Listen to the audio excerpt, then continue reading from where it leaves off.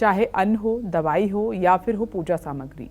मिलावट किसी में भी ना सिर्फ आपकी सेहत के लिए बल्कि आपके परिवार और आपकी किस्मत के लिए भी खतरनाक साबित हो सकती है।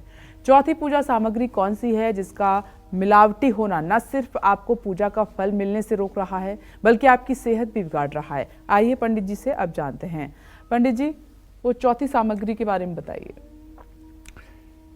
देखिए, भारत में सिंदूर का अपने आप में बहुत बड़ा सांस्कृतिक महत्व है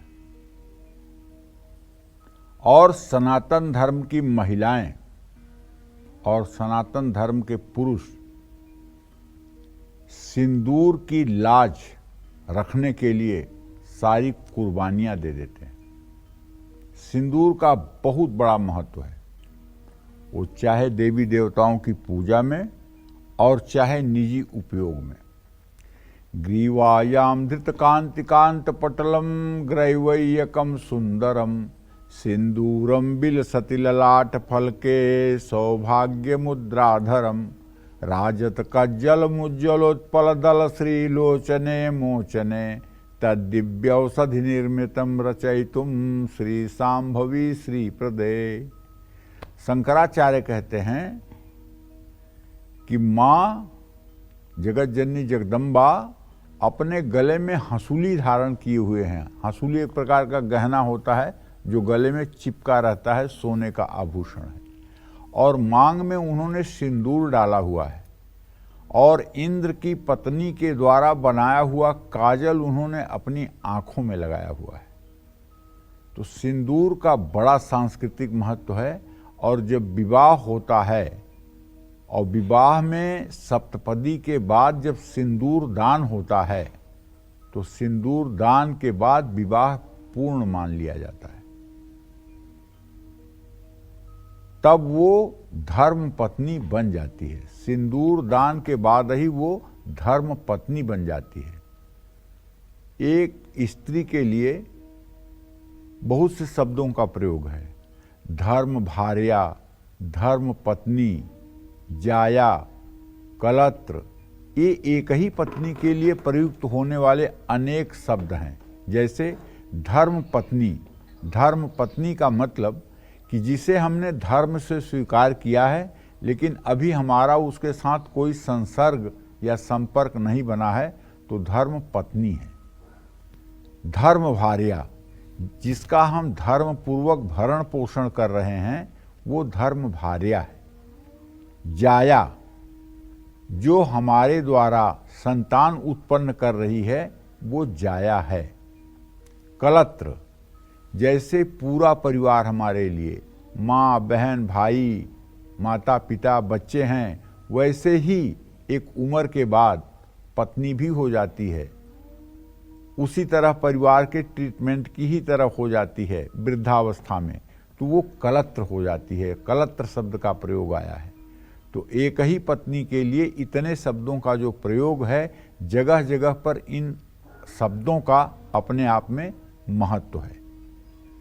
तो सिंदूर का सांस्कृतिक महत्व है। महिलाएं सिर में जिस स्थान पर सिंदूर लगाती हैं, वहाँ की सबसे महत्वपूर्ण ग्रंथि ब्रह्मरंध्र होती है।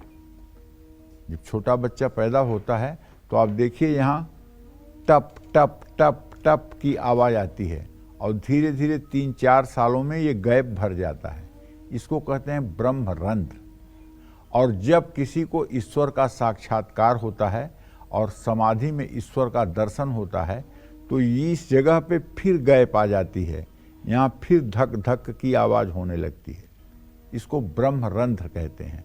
और इसी के सीधे में मांग होती है महिलाओं की, जिसमें सिंदूर भरा जाता है।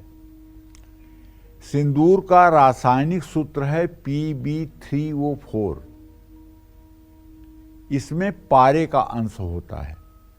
ये महिलाओं को सिंदूर इसलिए लगवाया जाता था कि पहले महिलाओं को नियमित बाल धोने के लिए न तो इतने साबुन की व्यवस्था थी और न इतनी व्यवस्था थी, तो बाल कई हफ्ते में 1-2 दिन धोए जाते थे तो जुएं बहुत पड़ जाते थे।